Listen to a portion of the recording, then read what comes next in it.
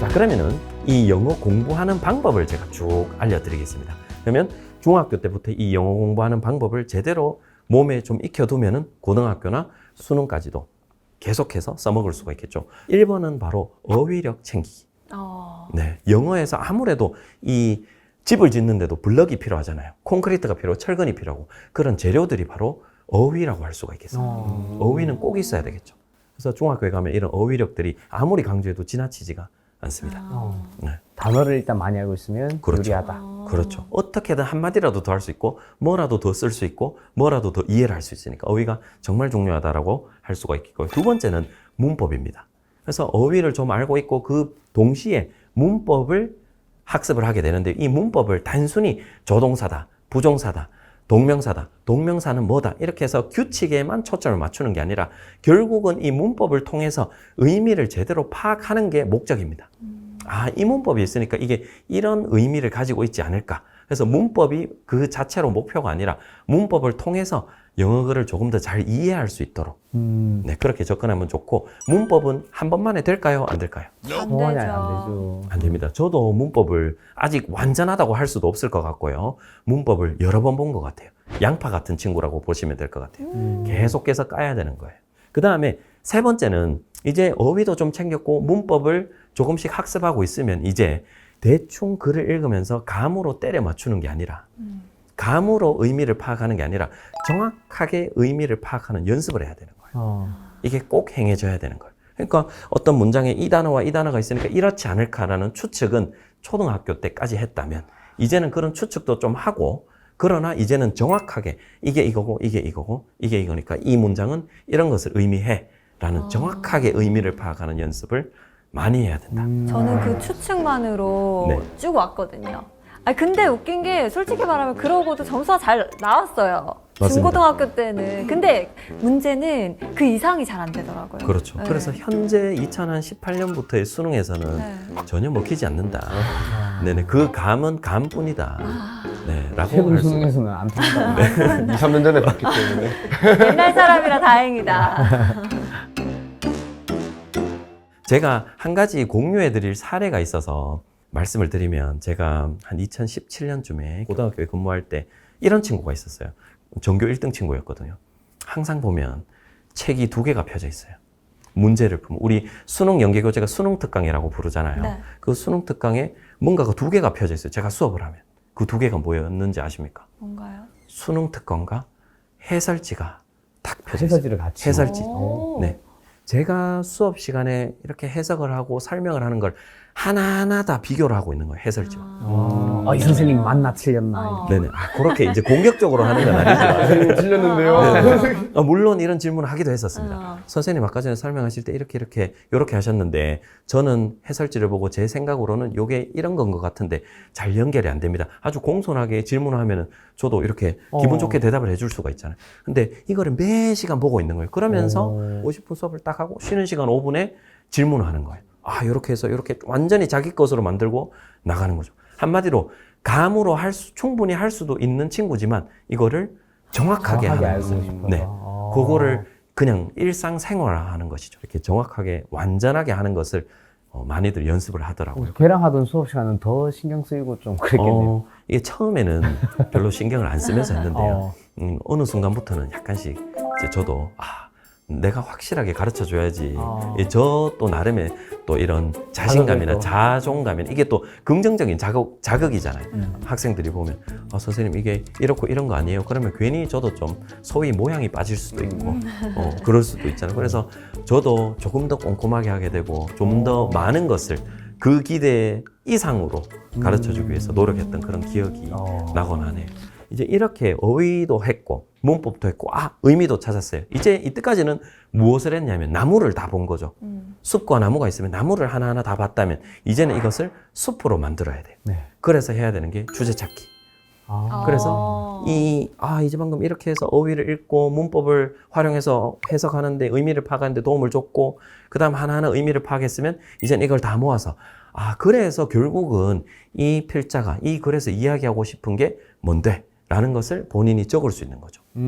그렇게 주제 찾기를 해보고 그 다음에 마지막은 선택입니다. 마지막은 문제 푸는 방법. 이 부분은 지금 제가 여기서 만약에 해본다면 한 2시간 이내에 금방 말씀드릴 수 있을 것 같아요. 그만큼 별게 아닙니다. 그러니까 문제를 푸는 스킬, 이거는 중요한 게 아니다 라는 것을 말씀을 드리고 싶습니다. 고등학생이 되면은 뭐 고등학교 내신 문제 혹은 수능 문제는 다 기술로 이루어진 것 같지만 실제로는 그렇지 않습니다. 실제로는 그런 기술들은 자연스럽게 6년 동안 중고등학생 생활을 하면은 저절로 알게 되는 것이고 얄팍할 수밖에 없고 그게 영어 실력에 큰 영향을 주지 않고 실제로 영향을 주는 것은 1, 2, 3, 4번이라고 할 수가 있겠습니다.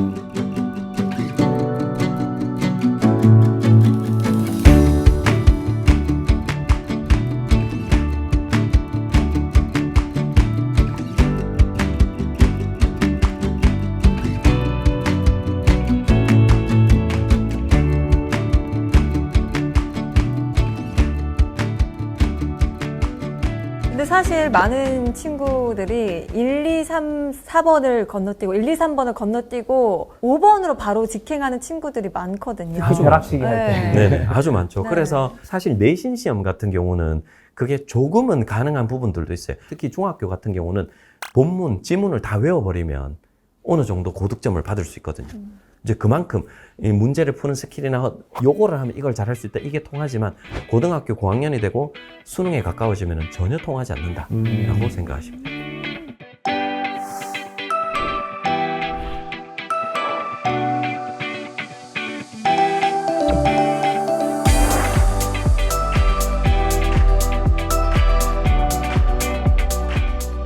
자, 그러면 이제 영어를 학습할 때 이런 주의사항 같은 것들을 한번 짚어보도록 할까요? 어떤 주의사항이나 혹은 팁들이 있을까요? 이런 것들을 제가 모아봤는데요. 일단은 영어 단어를 학습할 때 네. 보통 어떻게 하셨습니까? 혹시 기억나시는 거?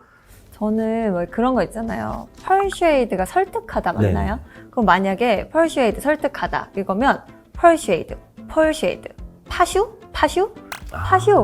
뭘 좀 파슈 하면서 설득하다 이렇게 하면서 외웠었어요. 그렇죠. 이제 네. 그게 약간은 이제 뭔가 그 말에서 유사한 우리말의 뭔가를 네. 찾아서 연결하는 그것도 아주 좋은 방법이고요. 그런데 이렇게 또 하는 친구들이 있어요. 영어 단어를 학습할 때 많이 겪는 시행착오가 예를 들어 persuade라는 게 있으면 P-E-R-S-U-A-D-E 요거를 스펠링만 딱 외웁니다.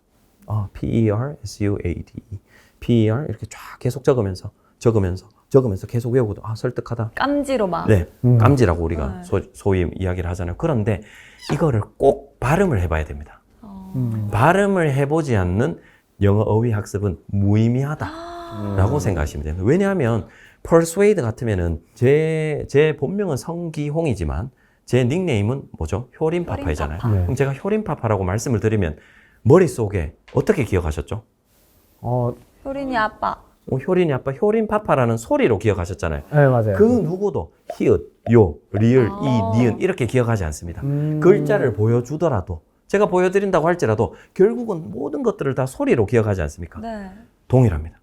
영어도 무조건 읽어봐야 됩니다. 그래서 영어 단어 공부를 할 때 단순히 사전을 찾아본다 끝까지는 잘했지만 소리로 들어보지 않고 읽을 수가 없다면 내게 아니다. 그렇게 생각하시면 됩니다. 아니 어쩐지 제 친구 중에 진짜 약간 단어에 집착하는 애가 있었거든요. 그래서 단어장도 고등학교 때인데도 왜 굉장히 어려운 단어 있잖아요. 편입 영어 단어 막 이런 거를 이만한 거를 맨날 이렇게 해가지고 적기만 하고. 막 했거든요. 전완근이 이만해지고 아, 이랬었는데 빔을 내가 가졌어야 되는데. 애가 점수가 안 나오는 거예요. 이런 또 부분이 있었겠군요. 네. 그래서 이 소리라는 것을 꼭 기억을 해야 되고 단어를 외웠다고 해서 그거를 소리를 모르면 절대 들리지 않습니다. 아무리 10번을 이야기해주고 20번을 이야기해줘도 소리로 그 단어를 알고 있지 않으면 들리지 않습니다. 그래서 단어에서 소리를 들어보고 안 들어보고 그 다음에 그 소리를 알고 모르고는 듣기까지 모든 영역에 영향을 끼치기 때문에 꼭 들어보자라는 거 그 다음에 또 영어 단어 학습을 하면서 많이 실수하는 게 예를 들어서 영어 책을 과거에 혹은 학습서를 쭉 이렇게 문제지를 풀어보시다가 모르는 단어가 나왔어요. 사전을 찾아보았어요. 어딘가에 기록을 해 두십니까? 단어장 뭐 어, 좀 이렇게 갖고 다니거나. 단어장 많이 가지고 다니잖아요. 단어장에 기록하셨고 혹은 거기에 바로 적은 기억은 없으세요? 문제지예요? 아, 네, 그렇게 문제지에 했어요. 예를 예. 들어서 뭐 맞아요. 캣을 몰랐다고 가정하고 네, 각주 달듯이. 막. 그러면 네. 여 밑에다가 캣 바로 밑에다가 고양이라고 적어둔 기억이 한 번쯤은 다 있잖아요. 네, 네, 네. 네. 그렇게 바로 밑에 적는 것이 도움이 별로 되지 않습니다. 왜냐하면 우리 시선이 영어 글을 쭉 읽고 아 캣이 뭐였지? 라는 걸 생각해보고 맞아. 그거를 떠올리고 그 장기 기억 속에서 끄집어내 봐야 되고 그래서 이 문맥 속에서 이게 맞다 고양이 이렇게 돼야 되는데 그러나 거기에 고양이가 적혀 있으면 우리 눈은 그 고양이로 갑니다. 캣의 의미를 파악하려 하지 않고 I have seen 고양이 in the house 뭐 이렇게 되는 거죠. 그러니까 그 캣을 읽지 않게 되는 거죠. 그러니까 결국 단어 학습에는 큰 도움을 조금은 줬을 수도 있겠지만 큰 영향은 주지 못한다. 그럼 거기다가 고양이 말고 캣으로 한글로 적어놓으면요? 그것도 좋은 그것도 방법이에요. 네. 그 대신 방법이에요. 그러면 제가 추가적으로 질문드려. 그러면 기록을 해둔다면 어디에 적어두면 될까요? 캣을 몰랐어. 그렇죠, 정답입니다. 따로 단어장을 만들어서 혹은 또 다른 공책을 하나 준비해서 거기에 내가 몰랐던 단어들을 기록해두면 그 지문을 읽을 때 고양이를 캣이라는 걸 보고 한번 생각을 해보겠죠. 그러면서 그게 학습이 되겠죠. 두 번째는 영어 듣기입니다. 영어 듣기를 할 때는 이것을 주의하면 좋은데요. 자, 이것은 어디에 어느 정도 수준에 해당이 되냐면 영어 노출이 많이 없었던 친구들에게 주고 싶은 조언이나 공부법이 되겠습니다. 뭐냐 하면 영어가 정말 많이 안 들리는 친구가 있어요. 그러면 영어 듣기를 그런 문제들을 풀 때 대본을 미리 한번 보는 게 꼭 필요합니다. 그래야지 들립니다. 그거를 끝까지 그냥 나는 귀로만 듣겠다. 들리지 않습니다. 아니면은 들린다 하더라도 아주 오랜 시간이 걸리기 때문에 효율이 매우 떨어지며 만약에 잘 들리지 않으면은 가장 좋은 공부 방법은 일단 한번 들어보고 그 다음에 대본을 읽어보고 그 다음에 다시 들어보는 것. 그래서 문제를 푸는 것. 그게 가장 좋은 방법이다 라고 할 수 있겠고 이거는 사실은 성인의 영어 교육에도 영어 학습에도 적용할 수가 있습니다. 사실 성인들 그 다음에 다들 직장도 있으실 것이고 혹은 직장을 얻기 위한 공부를 하시고 있을 수도 있고 혹은 결혼하셔서 자녀가 있으실 수도 있고 그러면 모두 다 바쁘단 말이에요. 그런데 단순히 영화를 그냥 보고만 있어야지 이러기에는 너무나 효율이 오르지 않는 거죠. 그러면 그거를 더 효율을 많이 끌어올릴 수 있는 방법이 바로 대본을 준비를 해서 그거를 읽어보고 듣기를 하는 영상을 보는 그게 병행이 된다면 훨씬 더 효율이 많이 잘 올라간다라고 할 수가 있겠죠. 근데 또 많은 분들이 영어 듣기를 좀 늘리려면 쉐도잉 하면 좋다라고 말씀을 또 많이 하시는데 그 네. 방법도 추천을 하시나요? 네, 좋습니다. 쉐도잉이라는 게 뭐냐 하면 쉐도잉은 한마디로 영어 듣기나 어떤 문장이 나오면 그거를 그대로 꾀꼬리처럼 따라서 그거를 그대로 한번 따라 해보는 건데 쉐도잉은 도움이 되는 친구들도 있고 아닌 친구들도 있어요. 이 심리적인 부분들도 좀 있는데요. 쉐도잉을 단순히 의무감에서 한다면 도움이 되지 않습니다. 이거는 해야 되니까 이거 누군가 시켰으니까 이거 누가 좋다라고 했으니까 나는 그냥 매일 밥 먹듯이 그냥 아무 의미 없이 정말 말 그대로 기계처럼 따라하는 그냥 하나의 절차를 거치는 것 같은 그거면 의미가 없습니다. 네, 그거면 의미가 없고요. 그 대신에 진짜 이 안에 있는 내용을 생각해 가면서 한번 따라해 보는 것은 좋은 활동이다 라고 할 수가 있겠죠. 자, 그리고 세 번째는 영어 문법인데요. 영어 문법은 제가 누누이 말씀드리지만 발견을 해야 됩니다. 발견. 영어 문법을 나의 머릿속에서 발견해야 됩니다. 기초적인 문법 정도는 발견해야 됩니다. 문장의 주인공을 주어라고 하네. 이미 주어를 잘 쓰고 있어요. 이미 행위도 잘 하고 있어요. 이미 어순을 많이 잘 쓰고 있어요. 주어 다음에 동사가 나오네. 이걸 주어라고 하네. 이런 것을 동사라고 하네. 라는 것들. 이미 투부정사나 잘 사용은 하고 있지만 문법적으로 설명은 못하는 상태였어요. 그러나 이제 문법 학습함으로써 이런 거를 투부정사라 하는구나. 그러면 부정사는 무슨 뜻이지? 한번 찾아볼 수도 있을 것이고 강의를 들을 수도 있을 것이고 그 방법은 여러 가지겠지만 어쨌든 문법을 완전히 백지 상태에서 다 주입하는 게 아니라 반은 머릿속에 가지고 있는 거죠. 그리고 그 문법 용어들을 씌워주는 작업을 해야 되는 게 꼭 필요하다라고 할 수 있고 이게 올바른 문법 학습이다 라고 할 수가 있겠죠. 그리고 마지막으로 이제 이거는 영어를 좀 넘어서서 초등학생이든 중학생이든 고등학생들에게 이런 영어 공부 방법 혹은 학습법에 대해서 조금 말씀을 드리고 싶은 거 한 가지를 제가 뽑아 보았는데요. 우리가 보통은 학습이라고 하잖아요. 학이 중요할까요? 습이 중요할까요? 저는 개인적으로 습이 좀 더 중요하지 않을까. 습이 정말 중요하죠. 어. 습이 정말 내 걸로 만드는 과정. 그렇죠. 근데 현재의 중고등학생 이 배우는데 급급해서 배우기만 합니다. 그러나 제가 학교 현장에서 12년 이상 동안 교직에 있으면서 정말 공부를 잘했던 아이들의 공통점은 그 습, 나의 것으로 만드는 시간을 충분하게 확보를 한다는 공통점이 있습니다. 열에 9명 이상입니다. 정말 100명 중에 95명 이상입니다. 충분히 나의 것으로 만드는 시간. 쭉 문법에 대해서 배웠다. 그러면 배운 거에 그치지 않고 이거를 따로 시간을 마련합니다. 그래서 학교 수업도 계속 수업. 그다음에 학원.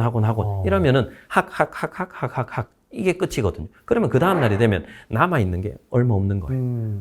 그래서 학원의 수라든가 인강의 수라든가 그런 것들을 익히는 시간을 충분히 확보를 해줄 수 있는 그 상황을 고려를 해서 그 양을 정하고 또한 복습하는 습관을 잘 들여야 되겠죠. 그래야지 사실 아주 좋은 강의, 명강의를 들었다. 그걸 나의 것으로 안 만들면 의미가 없거든요. 네, 그래서 이런 학습의 균형을 좀 맞춰서 학은 다들 잘해요. 근데 습을 좀 잘 챙기자라는 것을 말씀드리고 내 싶습니다. 것으로 만드는 시간이 필요하다. 그렇죠.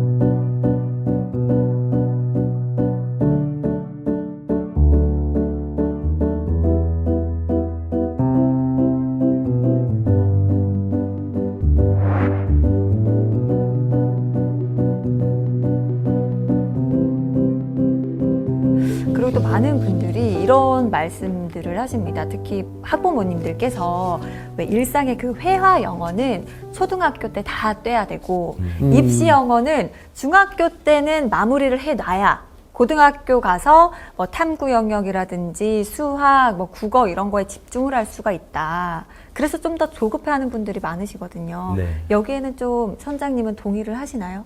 만약에 그 말을 조금 바꾼다면 약간 동의할 수 있는 부분이 있을 것 같아요. 예를 들어서 초등학교 때 영어 감을 만드는 거에 치중하자라고 한다면 영어 감을 만들고 혹은 영어 노출을 통해서 영어를 많이 습득하자라고 한다면 초등학교가 마지노선이라고는 제가 말씀을 안 드리겠지만 당연히 중학교 때도 할 수가 있지만 그래도 초등학교 때 조금 더 일과가 여유롭고 조금 더 영상을 보거나 독서를 편하게 할 수 있는 그 시간에 흥미도 살려서 다독을 한다면 훨씬 더 좋지 않을까. 그게 접근을 초등학교 때 이걸 끝내야 되고 중학교 때는 이걸 끝내야 되고 그래야지 고등학교 때 다른 무언가를 할 수 있고 이 접근은 잘못됐다고 보지만 그래도 초등학교 때 언어라는 것은 그 양이 좌우를 하기 때문에 성패를 가르기 때문에 그래서 그 양을 채우기 위해서는 아무래도 조금 더 여유로울 때 하는 것이 훨씬 더 용이하지 않을까. 시간을 내는데도 훨씬 더 용이하고 또한 이것들을 학습을 중학교 때 특히나 더 많이 해서 영어를 뗀다고 하더라도 고등학교에 있는 그 지문을 보면 고등학교 때 접해야 되는 내용들입니다. 중학생이 이해하기가 힘든 우리말로 그대로 바꿔두더라도 중학생이 아무리 선행학습을 하고 뭔가를 한다 해도 이해하기가 힘든 내용들이 많이 있습니다. 그래서 그 고등학교에 있는 것들은 그 시기에 맞게 하는 게 중요하다. 그리고 야구도 그렇고 자전거 타기도 그렇고 뭐든지 그 감이 떨어지면 한동안 쉬어버리면은 다시 회복하는데 오랜 시간이 걸리거든요. 그래서 어떤 분야이든지 간에 그것을 미리 끝내두고 이제 그 시간에 다른 거라고 그러면은 중학교 3학년 때까지 영어를 열심히 하고 고등학교 때 난 영어는 다 되어 있으니까 이제 안 해도 되겠지. 그러면 그 감이 계속해서 떨어진다고 생각하시면 됩니다. 그래서 영어를 그렇게 막 몰아서 하기보다는 꾸준하게 일상에서 아이 수준에 맞게 하는 게 중요하다라고 할 수 있겠습니다. 그렇군요. 맞아요. 말씀처럼 과학의 어려운 내용을 중학교 때 하다 보면 애들이 흥미가 확 떨어질 수도 있을 것 같아요. 그래서 적절한 수준으로 쭉 꾸준히 하는 영어가 중요하다. 그렇죠. 네, 그게 어릴 때도 적용이 되고 초, 중, 고 계속해서 적용이 된다라고 할 수가 있겠습니다. 정말 오늘 우리 선장님을 통해서 영포자 친구들 혹은 영포자가 될까 말까한 친구들에게 한 줄기 빛 같은 시간이 아니었을까 하는 생각이 드는데요. 그렇다면 오늘 강의 우리 또 선장님의 한마디로 정의를 해주신다면요? 영어 교육에 있어서 혹은 영어 학습에 있어서 요행을 바라지 말고 지름길로 가려고 하지 말고 물론 조급함을 찔립니다. 네. 느낄 수 있지만 그 조급함을 찾아서 잘못된 선택을 하지 말고 실제로 아이가 해야 하는 것을 따라서 꾸준하게 하자라는 말씀을 드리고 싶습니다. 한마디로 영어 교육의 중심 잡기가 되겠죠. 그래서 너무 많이 휘둘리지 말고 그 조급함이라는 그 악마를 잠깐 좀 넣어두시고 해야 되는 것들을 챙겨서 하다 보면 조급함이 이미 없어져 있습니다. 네, 그래서 지름길을 찾으려고 하는 것을 안 하셨으면 좋겠습니다.